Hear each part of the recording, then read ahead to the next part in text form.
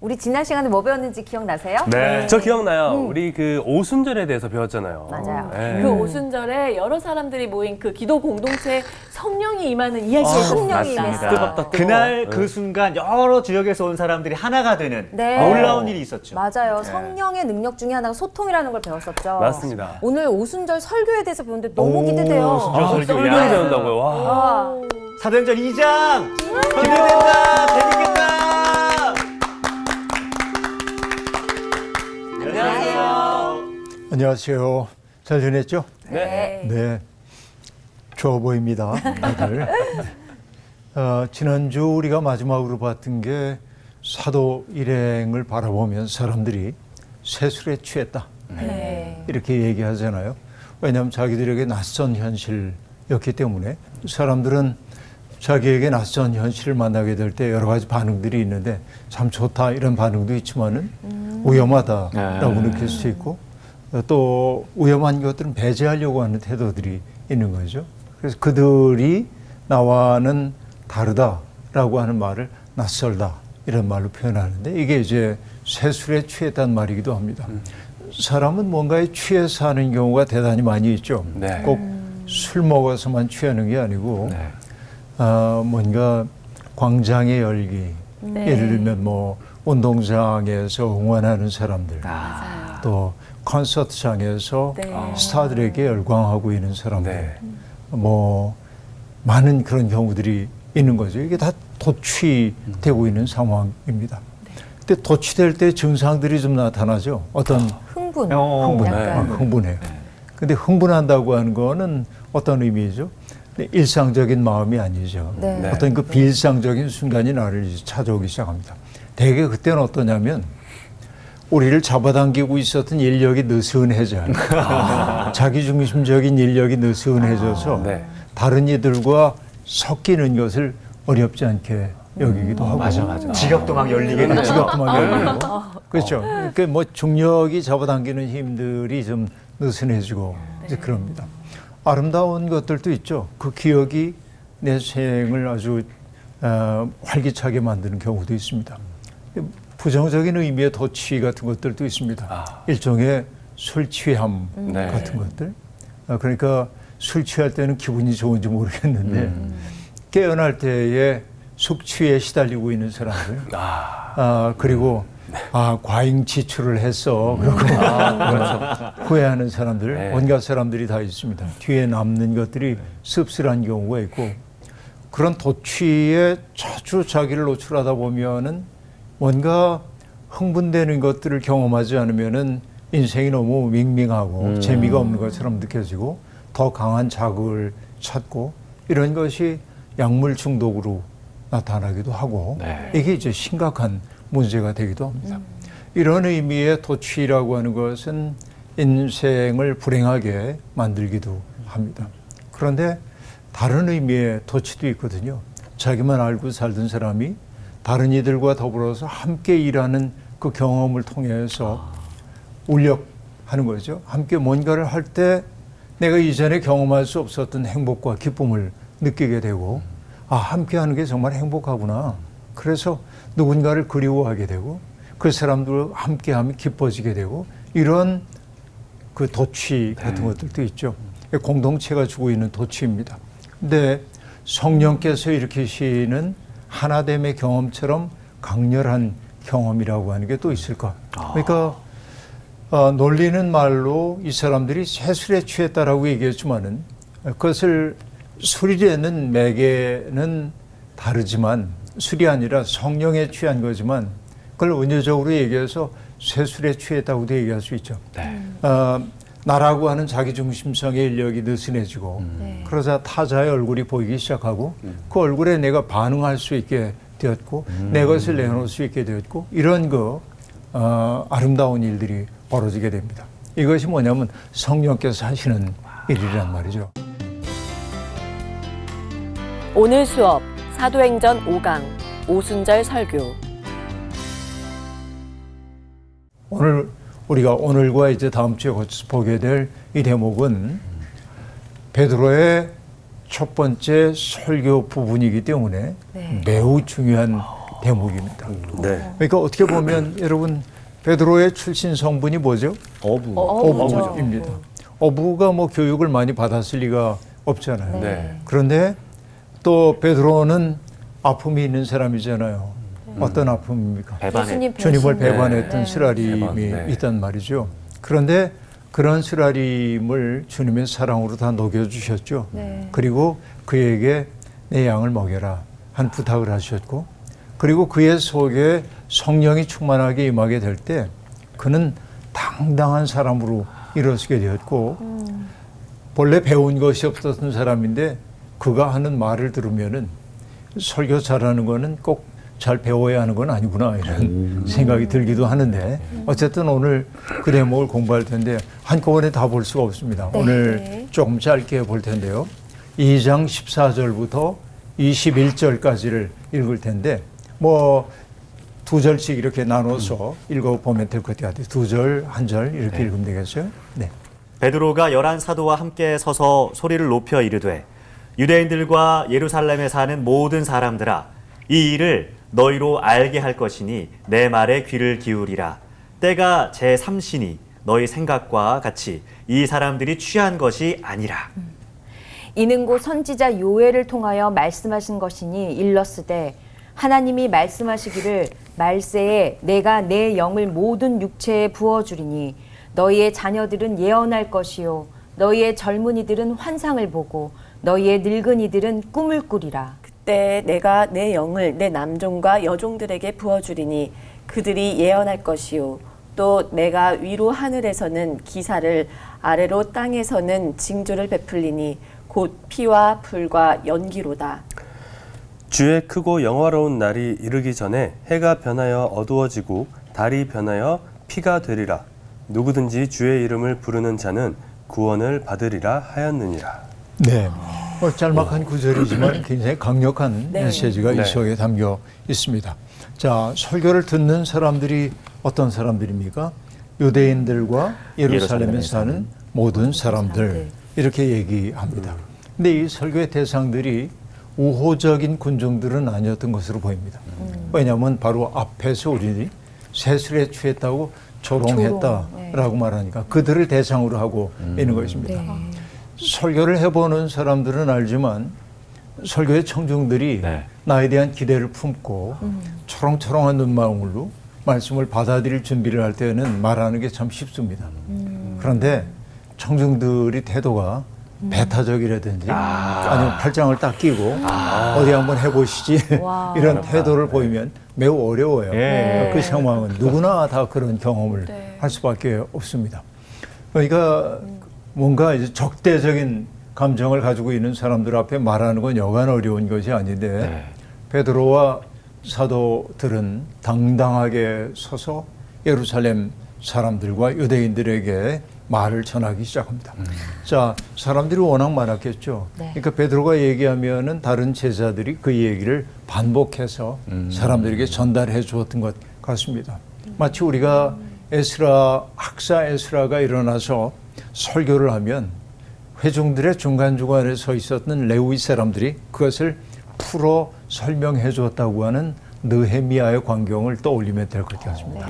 그러니까 베드로가 얘기하고 사도들이 그 말을 전달해 줬다 하는 얘기죠. 그러니까 모든 사람들아, 이 일을 너희로 알게 할 것이니 내 말에 귀를 기울여라 하고 말하고 있습니다. 자, 내 말에 귀를 기울여라 하고 얘기하는데 이제는 베드로가 아무것도 모르는 갈릴리 출신의 무지렁이가 아닙니다. 그는 더 이상 복음에 대해서 무지한 자가 아닙니다.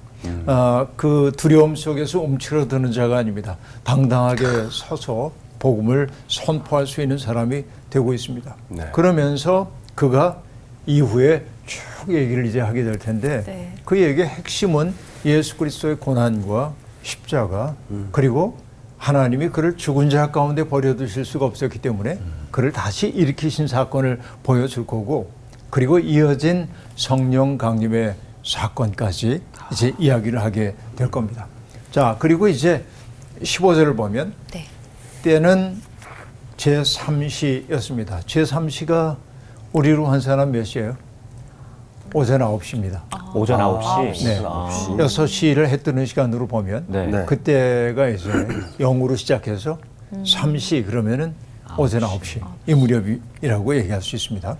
그러니까 너희가 생각하는 것처럼 우리들이 술에 취한 것이 아니다.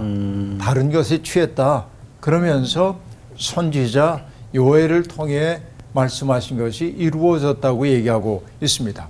자, 어떤 얘기입니까? 결국 성령 강림의 사건을 사도 일행이 경험했던 성령 강림의 사건을 구약 성서의 전통 속에서 요엘이 했던 그 예언했던 예언의 내용과 매치를 시키고 있음을 알 수 있습니다. 네. 자, 이런 것들이 결국 어떤 거냐면 전에도 얘기를 한 적이 있습니다만은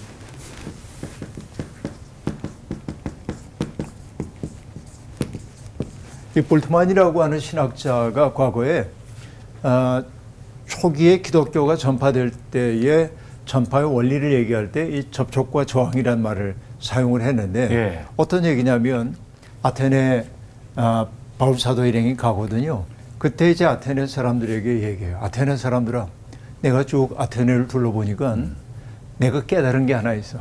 여러분들이 범사에 종교성이 많은 사람인 걸 내가 알았어. 근데 쭉 둘러보다 보니까 어떤 사람들이 알지 못하는 신에게 라고 써놓고 시성을 드리는 걸 내가 봤는데 당신들이 알지 못한다고 하던 그 신을 내가 알게 해줄게. 접촉과 저항이에요. 네. 새로움을. 이것은 익숙한 것입니다. 네. 익숙한 세계. 이것은 뭐냐면 새로운 세계. 이 새로움은, 궁극적 새로움은 예수 그리스도이죠. 네. 그죠? 이렇게 지금 얘기를 하고 있는데, 그러니까 지금 이제 베드로의 설교를 얘기하자면 그들이 사용했던 말이 뭐냐면 새술이라는 말을 사용했고, 그죠? 네. 네. 그러니까 이게 아니라고 말하기 위해서 뭐라고 있습니까? 그들에게 익숙한 요엘 선지자의 예언을 통해서 자기들이 경험하고 있는, 그죠? 이 성령 강림의 사건을 연결하고 있음을 알 수 있습니다. 이 기가 막힌 연결. 이야, 베드로가? 베드로가 예, 베드로가. 대단한 설교를 지금 하고 있는 겁니다. 그리고 그 첫 말씀이 뭡니까? 말세에 내가 내 영을 모든 육체에 부어주리니 라고 얘기합니다. 성령 강림이라고 하는 것은 말세에 일어날 일입니다. 네. 말세에 그럼 우리 뭘 생각하죠? 세상 끝나는 네, 네. 정말. 네. 모든 게 다 끝나는 네. 종말 이런 걸 생각합니다. 그러나 이것은 종말을 나타내는 말이 아니라 먼 미래를 나타내는 말이기도 한데 이때 말세라고 하는 말은 먼 미래를 뜻하는 동시에 어떤 역사의 갱신의 시기입니다.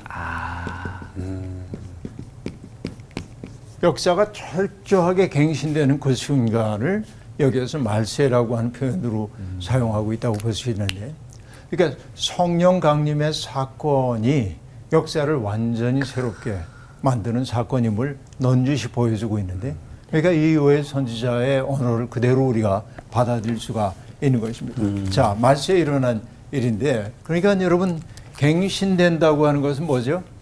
낡은 것이 무너지고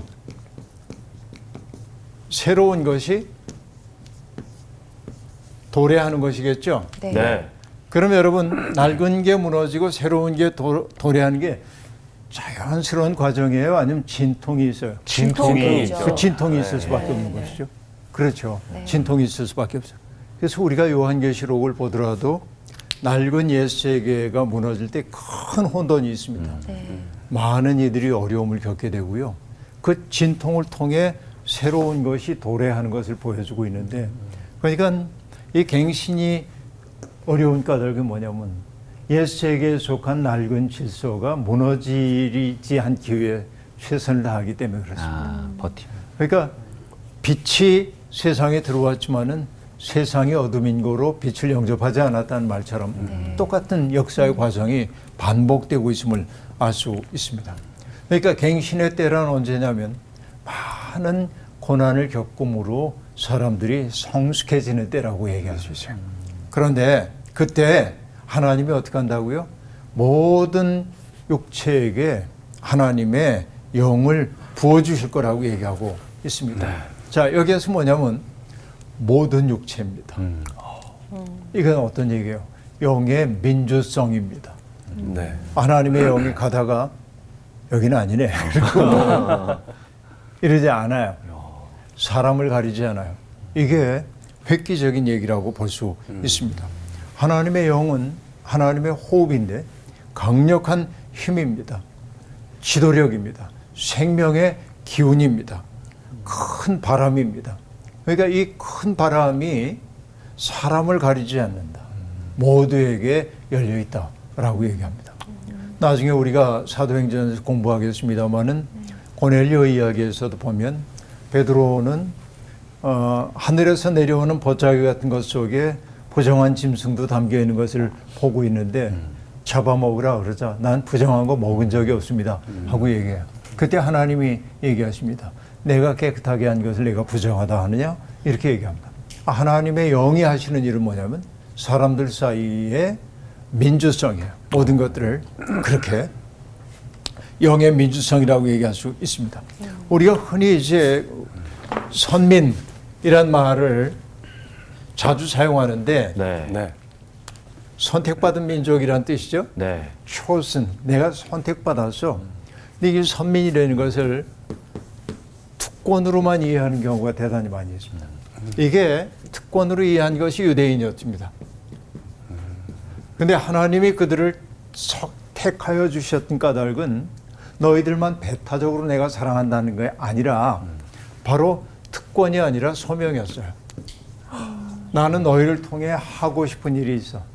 그 하나님의 아브라함을 부르셨을 때 그에게 뭐라고 얘기해? 너는 복의 근원이라. 너는 복을 매게 하는 사람이다. 이게 소명이란 말이에요. 그러니까 택함 받았다고 하는 것은 소명이에요. 그런데 사람들은 소명의 부분은 자기를 헌신해야 하기 때문에 이건 버리고 특권만 붙잡는 경우가 있어요. 그러니까 여러분 끝없이 사람들이 예언자들이 사람들에게 경고했던 내용은 바로 저런 특권의식을 부수는 거예요. 그래서 세례자 요한이 예수님 오실 길을 닦을 때 사람들을 우리 자기 앞에 나오는 걸 보고 독사의 자식들아 누가 너희를 일러서 저주를 피하라고 하더냐 그러면서 뭐라고 얘기하냐면 속으로 아브라함이 우리의 조상이라고 말하지 말아라. 네? 아브라함의 자손이라는 자부심 그 근거 없어. 그럼 뭐라고 얘기합니까? 하나님은 이 돌들로도 아브라함의 자손 만들 수 있다. 그릇된 특권의식을 버리지 않으면 그렇죠? 하나님의 백성답게 살 수 없다는 얘기를 지금 하고 있는 것인데 근데 여러분 너무 놀라운 게 하나님의 영을 모든 육체에 주신다고 얘기를 하고 있습니다. 네. 고대 세계의 육체라고 하는 것은 무력함의 상징입니다.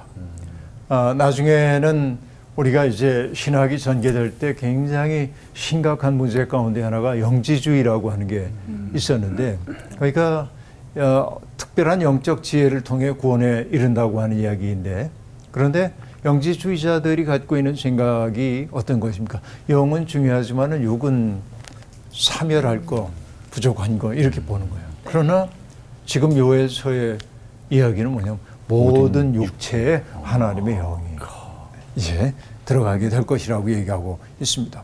그런데 어쨌든 여기에 그 영이 그들 속에 들어가게 되면 자녀들은 예언하고 젊은이들은 환상을 보고 늙은이들은 꿈을 꾸리라. 여기 뭐라고 얘기했습니까? 예언, 환상, 꿈 이런 걸 얘기하고 있는데 하나하나 뭐 따져가지고 얘기할 건 없어요.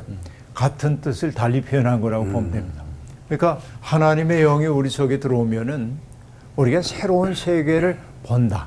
새로운 세계가 우리 앞에 계시되는 것을 보게 된다 하는 얘기입니다. 결국 어떤 얘기입니까?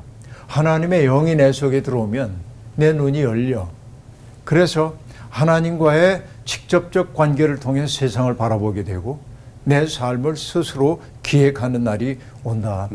하나님의 영은 왕이나 사제 계급에만 주어지는 게 아니라 모든 이들에게 보편적으로 주어진다라고 하는 얘기입니다. 하나님의 영의 민주성을 나타내는 이야기가 여러분 그 민수기에도 등장하는데요. 모세에게 내렸던 하나님의 강력한 영이 그 70명의 장로들에게도 내립니다. 그러자 그들이 예언을 했거든요.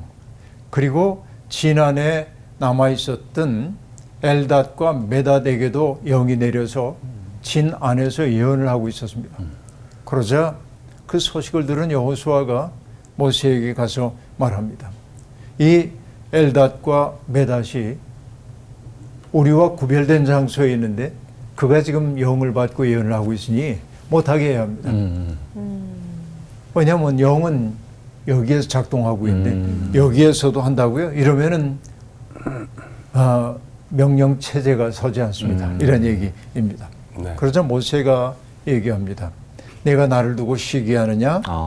여호와께서 그의 영을 모든 백성에게 주사 다 선지자가 되게 하시기를 원하노라. 구약에서 그런 말씀. 구약에도 네. 민수기 11장 29절의 얘기입니다.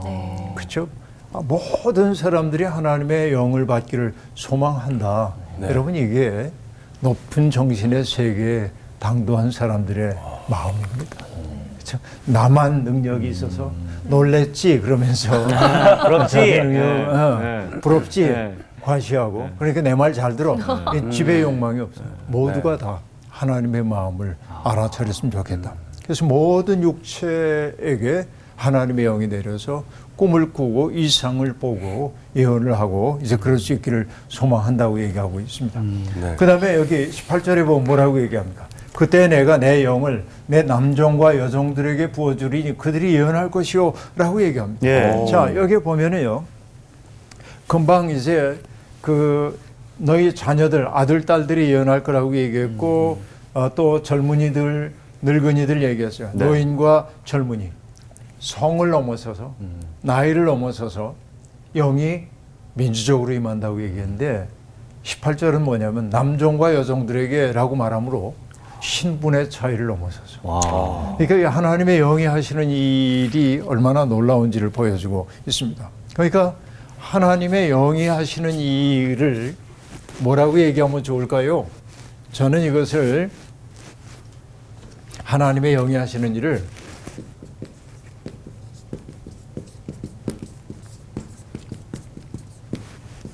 장벽에 잡혀 벽을 없애는군요. 벽을 없애는 거예요. 그러니까 사람들은 벽을 세웁니다. 남녀노소, 빈부 귀천, 그죠? 네. 네. 또 어떤 그 거룩함과 속됨, 유대인과 이방인, 그죠? 이렇게 나눠요. 네. 장벽을 세워요. 근데 영이 하는 일은 뭐냐? 장벽을 철폐해서 통하게 만든다. 이게 놀라운 일입니다. 그래서 여러분 갈라디아서도 그렇고요. 골로새서도 이렇게 얘기합니다. 골로새서 3장 11절 거기에는 헬라인이나 유대인이나 할례파나 무할례파나 야만인이나 스구디아인이나 종이나 자유인이 차별이 있을 수 없나니 오직 그리스도는 만유시요 만유 안에 계시니라. 이렇게 얘기합니다. 여러분 이게 우리가 성령 충만해야 할 까닭이 뭔지를 보여주고 있어요. 세상은 끝없이 이런 장벽들을 만들어냅니다. 우리 사회도 장벽으로 막혀 있기도 하고 분열되어 있기도 하잖아요. 네. 성령이 하는 일은 뭐냐? 그 장벽을 철폐해서 만나게 만들어요. 소통하게 만들어요. 우리가 지난주 공부할 때도 성령이 하는 일이 소통을 가능하게 한다고 네. 얘기를 했단 말이에요. 네. 장벽 철폐와 통하는 얘기라고 볼 수 있습니다. 이게 그래서 정말 우리 사회가 이렇게 성령에 충만해졌으면 좋겠어요. 찬송가도 있습니다. 어떤 찬송가도 있냐면 436장 3절 산천도 초목도 새 것이 되었고 죄인도 원수도 친구로 변한다.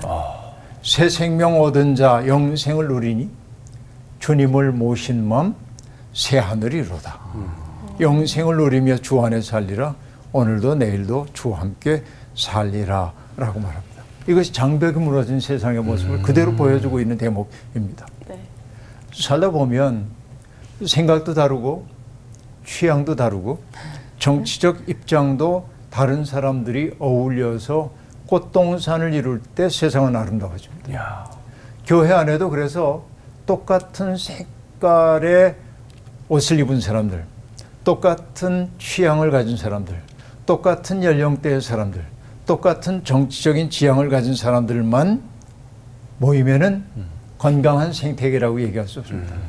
정말 건강한 것은 뭐냐면 다양한 생각들이 어우러지는 꽃동산. 제가 좋아하는 동요 가운데 하나가 뭐냐면 나 밝고 또 어울리게 피었습니다. 그 어울리게란 말이 사무치게 좋아요. 세상의 모든 것들이 서로 어울려서 네. 여러분도 지금 빨간 옷, 파란 옷, 약간 젊은이 옷, 그래서 이런 옷들이 이렇게 어울려져서요. 똑같은 제복을 입고 있으면 일사불란해 보이는지 몰라도 그게 그렇게 아름답게 안 느껴질 수 있습니다. 세상의 아름다운 것은 다양하기 때문에 그래요. 생명 세계는 다양성을 근본으로 하고 있는 것이죠. 네. 그러니까 건강한 생태계의 특징은 다양한 생명들이 어울려 살아가는 데 있습니다. 우리가 발을 딛고 살고 있는 토양에는 곤충도 있고 미생물들도 있고 이 눈에 보이지도 않는 것들이 아주 강력한 생태계를 이루고 있습니다.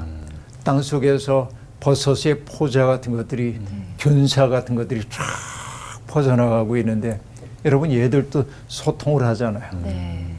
누가 이렇게 다가오면 화학물질을 통해 알아요. 아 얘는 피해야지 그럼 뿌리를 돌리고 어마어마한 생태계가 그 속에 이루어져 있단 말이에요. 그러니까 회피해야 하는 대상도 있지만은 자기 매력을 발휘하기도 하죠. 내가 매력 있거든. 나한테 좀 오지 않을래? 그래서 화학물질을 방출하면 거기에 이끌려가지고 오기도 하고 굉장히 많은 네트워크가 이루어진 게 생태계란 말이죠. 그러니까 이런 모든 것들이 균형을 이루고 있을 때 건강한 생태계가 되는 것이죠. 그러니까 여러분 성령이 하시는 일은 뭐냐면 모든 사람들이 저마다 자리에서 하나님이 주신 소명을 이룩하며 사는 거란 말이죠. 하나님의 뜻을 분별하고 또 수행할 수 있는 능력을 받는 것이죠. 그런데 여러분 세상에는 어떤 이들이 있냐면 하나님의 말씀을 근거로 해서 장벽을 세우는 이들이 있어요. 너와 나는 달라. 그죠? 그 다름을 근거로 해가지고 함부로 사람들을 대하는 사람들이 있습니다. 여러분 그러면 안 됩니다. 그래서 여러분 장벽을 세우는 사람과 그렇지 않은 사람의 특색이 뭘까요? 장벽을 세우는 사람들은 누군가에게 다정하기가 어려워요. 네. 장벽을 허무는 사람들은 다정해, 따뜻해. 그래서 내 영성이 깊어진다고 하는 것은 다른 말로 얘기하면 사람들을 향해서 내 마음이 열려서 여백이 많아지고 네. 따뜻하게 보듬어 안게 되고 그래서 믿음이 깊어진 사람들은 다정해요. 이게 특색이라고 볼 수 있습니다. 근데 다정하지 않고 퉁명스럽고 무뚝뚝하고 공격적이고 배타적이고 이런 사람들은 믿음의 세계 속에 들어간 줄로 아나 사실은 그렇지 못하다. 이렇게 얘기할 수 있겠는데 이 얘기가 쭉 등장하고 있습니다. 그리고 뭐라고 얘기해요? 그렇게 19절에 보니까 또 내가 위로 하늘에서는 기사를 아래로 땅에서는 징조를 베풀리니 곧 피와 불과 연기로다 라고 얘기를 함으로써 뭐예요? 낡은 질서에 대한 심판이 일어날 것임을 얘기하고 있습니다. 그러니까 여러분 우리의 마음속에도 그렇습니다. 낡은 질서에 속하는 게 뭐예요? 자기 중심성, 내 배부터 채워야 되고 이런 것들이 무너져 성령이 내 속에 오면 내 배고픈 사정만 알지 않고 다른 사람의 배고픈 사정 헤아리기 시작해요. 이게 낡은 질서의 무너짐입니다. 그렇죠? 바로 이 얘기입니다. 그리고 뭐라고 얘기를 해요? 주의 크고 영화로운 날이 이르기 전에 해가 변하여 어두워지고 달이 변하여 피가 되리라. 자, 낡은 질서에 대한 궁극적 심판이 일어났음을 그대로 보여주고 있습니다. 자, 이 요엘 선지자의 이야기를 인용한 후에 그리고 그 요엘 선지자의 마지막 말씀 뭐라고 얘기하고 있습니까? 누구든지 주의 이름을 부르는 자는 구원을 받으리라 하였느니라 라고 얘기합니다. 자, 이게 중요한데요. 여러분, 우리가 주님을 주님이라고 부르는 까닭은 예수를 주님이라고 고백하는 까닭은 나의 의지와 결단이잖아요. 네. 그런 줄로 알죠. 네, 네. 그런데 여러분 이게 따지고 보면 꼭 그렇지가 않습니다. 어떤 얘기냐? 우리가 어려움 속에 있을 때, 어려움을 겪을 때 나도 모르게 사람들이 믿지 않는 사람들도 아이고 아버지. 네. 여자들은 되게 뭐라고 그러나? 어려움을. 아버지. 어? 아버지. 되게 아버지 그래요? 엄마 그러는 거 없나? 아버지. 아이고 아버지. 놀랄 때 엄마야 이렇게. 엄마야. 엄마야. 아버지. 이렇게 얘기해. 근데 그 놀랄 때 본능적으로 엄마야. 아버지. 하는 건 뭐죠? 엄마와 아버지에 대한 기억이 있기 때문에 그렇습니다. 그건 뭐죠? 무의식 속에 있는 것이긴 하지만은 나를 보호하고 돌봐주고 나를 사랑하고 아껴주는 그분들에 대한 기억이 나의 무의식 깊은 곳에 있다 툭 튀어나온 거죠. 네. 그러니까 우리가 어떤 경우에 하나님을 내가 부를 수 있다고 하는 것은 네. 내 의지로 내가 하나님 부를 거야가 아니라 하나님이 당신에 대한 그리움을 내 속에 심어주지 않으면 나는 하나님 부를 수가 없어요. 그러니까 내가 하나님 앞에 찬양을 올려드리는 것 내 공로일 수가 없어요. 그게 뭐냐? 하나님에 대한 그리움을 하나님이 선급금으로 우리에게 주셨기 때문에 거기에 반응하여서 내가 하나님하고 부를 수 있는 거예요. 이게. 그러니까 하나님은 우리 속에 은총의 씨앗을 심어 주셨어, 미리. 그 은총의 씨앗이 바라 하는 것이 응답이에요. 네? 바라 하는 것이. 이게 싹이 튀어진단 말이죠. 바로 그런 얘기입니다. 그러니까 누구든지 주의 이름을 부르는 자는 구원을 받으리라 하고 말하는데 내 속에 있는 하나님에 대한 그리움의 씨앗이 이렇게 있어. 하나님에 대한 그리움의 씨앗이 하나님이 씨앗의 형태로 우리 속에 주셨어요. 네. 근데 여기에 싹이 탁 트는 것은 뭐냐? 성령이 하시는 일이다. 성령이 내 마음속에 성령의 감동이 아니고는 내 마음속에 하나님에 대한 그리움의 씨가 터져나올 수가 없어. 그래서 성령의 감동이 아니고는 예수를 주님이라고 고백하지 못한다. 근데 특별히 여러분 이 요엘 이야기를 떠나가지고 우리에게 주님은 예수 그리스도이시죠. 네. 우리가 예수님을 주님이라고 고백한다는 것은 굉장한 의미를 가지고 있습니다. 주라고 하는 것은 무엇과 마주 서 있습니까? 종. 네. 네. 주는 이끄는 존재이고 종은 따라가는 존재입니다. 그러니까 우리가 주님을 주님이라고 하는 것은 내 삶의 주도권을 주님에게 넘겨드린다. 내 삶의 주도권은 주님에게 있습니다. 라는 고백이에요. 이게 퀴리오스입니다. 그런데 우리에게 계신 그 예수 그리스도는 로마가 지배하고 있던 세상에서 가장 강력한 로마 세계에 의해서 죽임을 당한 분이에요. 그렇죠? 십자가에서 그것도 처형당한 분입니다. 그러니까 로마에 의해 처형당한 분을 로마가 지배하고 있는 상황 속에서 퀴리오스라고 주님이라고 고백하는 것은 여간한 일이 아닙니다. 이것은 보통 일이 아니라고 얘기할 수 있습니다. 어떻게 보면 예수를 주님이라고 부르는 그 행위가 네. 권력을 가지고 있는 사람들이 보기에는 반체제적 행동으로 여겨질 수 있는 겁니다. 네. 왜? 그 당시에 퀴리오스는 누구예요? 황제입니다. 로마 황제. 그런데 로마 황제가 다스리고 있는 세상에서 로마에 의해 처형당한 예수를 퀴리오스라고 얘기하는 것은 반체제죠. 그러니까 여러분 예수의 이름을 부른다고 하는 건 예수의 이름을 부름으로 구원함을 받는다고 얘기할 때 우리의 상황 속에서 보면 네. 내가 예수의 이름 부른다고 전혀 박해받지 않습니다. 그런데 예를 들면 뭐 이슬람이 장악하고 있는 아주 그 극단적인 이슬람이 있는 곳에 가가지고서는 예수를 막 전할 수 있어요? 못 그러죠. 네. 그 속에서 그럴 수가 없어요. 왜? 위험합니다. 똑같은 상황으로 보면 됩니다. 로마가 지배하고 있는 상황에서 내가 예수를 나의 주님으로 받아들입니다라고 하는 것은 목숨을 건 행동입니다. 무게감이 다르네요. 지금. 전혀 무게감이 다른 얘기라고 볼 수 있습니다. 예수라고 하는 이름은 금기가 된 이름입니다. 그러니까 여러분 예수 주의 이름이라고 하는 이 표현은 구약에도 자주 등장하지만 이 사도행전의 맥락 속에서 주님은 우리는 예수 그리스도 그분을 일컫는 것이에요. 그러니까 갈릴리에서부터 예루살렘에 이르기까지 제자들과 동행하셨고 사람들 사이에 머무셨고 하나님 나라를 전하셨고 그리고 십자가에 처형당하시고 부활하시고 하늘로 올리우신 예수 그리스도. 바로 그 이름을 부르는 것이 바로 구원이라고 얘기하고 있습니다. 그 이름.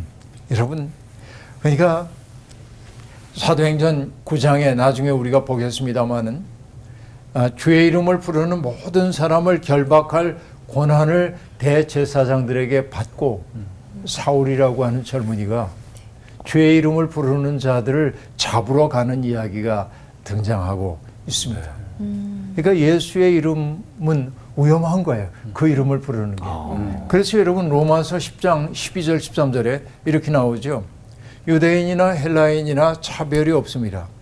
한 분이신 주께서 모든 사람의 주가 되사 그를 부르는 모든 사람에게 부유하시도다.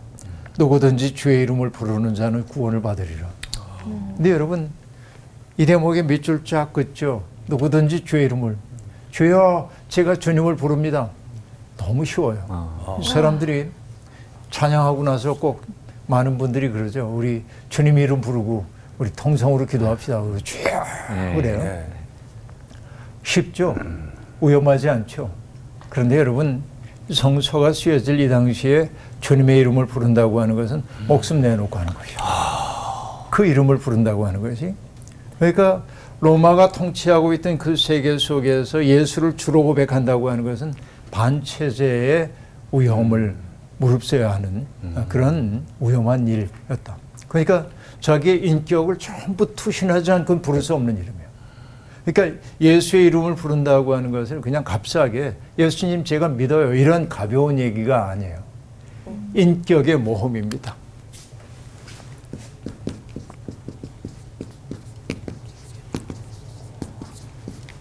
신앙생활을 모험이라고 얘기하는 까닭이 바로 여기 있습니다. 모험이기도 하고 결단이기도 합니다. 그렇죠? 결단이에요. 그러니까 예수의 이름을 부른다고 하는 건 그런 거예요. 그래서 이 바울 사도도 지금 사람들에게 지금 얘기를 하고 있습니다. 로마인들에 의해 그 유대인들 지도자들에 의해서 죽임을 당한 그 예수를 하나님이 다시 살리셨죠. 그래서 우리는 그분을 주님이라고 확고하게 믿어. 이렇게 얘기합니다. 근데 여러분 베드로가 예수님을 주님이라고 고백한 것은 이때가 처음이 아닙니다. 가이사랴 빌립보에서 주님이 제자들에게 물으시죠. 네. 세상 사람들이 나를 누구라고 합니까? 그러자 제자들이 신나서 대답합니다. 들은 소문이 있잖아요. 세례 요한이 환생했다는 분들도 있고요. 엘리야가 다시 강림했다는 분도 있고요. 예레미야나 선지자 가운데 하나라고 하던데요. 들떠 있어요. 이렇게. 당신들은 나를 누구라고 하나요? 베드로가 대답합니다. 주는 그리스도시요 살아계신 하나님의 아들입니다. 하고 고백합니다. 네. 여러분 우린 줄줄이 암송했어요. 네. 금방. 네. 다 알아요. 근데 이게 쉬운 고백이 아니야. 그 고백이 일어난 장소가 어디냐면 가이사랴 빌립보입니다. 가이사랴는 뭘 뜻해요? 시저, 황제. 네. 로마 황제를 기념하는 거예요. 빌립은 영주 가운데 하나예요. 헤롯 가문에. 그러니까 그들 권력자들의 삶의 공간입니다. 네. 가이사랴 빌립보에는 그 로마의 신전들이 즐비했고 로마의 신들, 그들이 섬기고 있던 신들이 즐비했습니다. 거기에서 베드로가 뭐라고 얘기해요? 저 신들이 아니라 당신이 주님이십니다. 이 고백의 무게가 보통이 아니죠. 네. 근데 그 고백을 할 수 있는 게 어떻게 해요? 성령이 우리에게 임하시면. 성령이 내 마음속에 들어오셔서 내 마음속에 모든 장벽이 무너져 내리고 나면 우리가 이야기의 첫 시작에 얘기했던 것처럼 우리가 뭔가에 도취될 때 나를 사로잡고 있었던 인력이 느슨해진다고 얘기를 했는데 두려움도 사라지고 두려움 없이 예수를 주님이라고 고백하게 된다. 그래서 여러분 우리가 예수의 이름을 부른다고 하는 거 우리는 하나도 위험하지 않게 부르고 있지만은 목숨 걸고 그 이름을 부르는 사람들도 있다는 사실을 생각하면서 그 이름에 부끄럽지 않은 인생을 살도록 노력해야 할 것 같아요. 네. 네. 오늘 수업 여기서 마칠게요. 고맙습니다. 고맙습니다. 감사합니다. 이때에 계셨던 분들은 정말 목숨 걸고 하셨다는데 저도 좀 그 무게감을 기억하면서 네, 주님을 좀 불러야겠어요. 이제 이 시대에 있는 게 또 되게 감사하고 감사합니다. 예. 맞아요. 예. 그렇기 때문에 이제 더 소중하게 하나님이 우리 모두한테 그 은총의 씨앗을 다 주셨다는 게 너무 감동적이었고 우리가 다 여기는 다 성령 받으셨잖아요. 네. 근데 네. 아직 그 고백하지 못한 사람들이 그렇게 주는 그리스도시요 살아계신 하나님 아들인데 이렇게 고백할 수 있는 날이 왔으면 좋겠다 그런 생각이 너무 들었어요. 저는 저 장벽을 철폐하시는 분 성령님은 야 이건 진짜 답이 없어 이건 안 고쳐져 라고 사람들이 많이 생각을 할 텐데 유일한 해답이 장벽을 철폐하시고 하나 되게 하는 성령님이 아니실까. 그러니까 우리 교회의 역할이 정말 중요하겠다 이런 생각이 좀 들어요. 네. 그런 사명을 가지고 우리 저 씨앗만 가지고 계신 네. 분들을 위해서 기도하면서 한 주 동안 또 보냈으면 좋겠습니다. 네. 네. 막힌 다음 하루로 갑시다. 가시죠.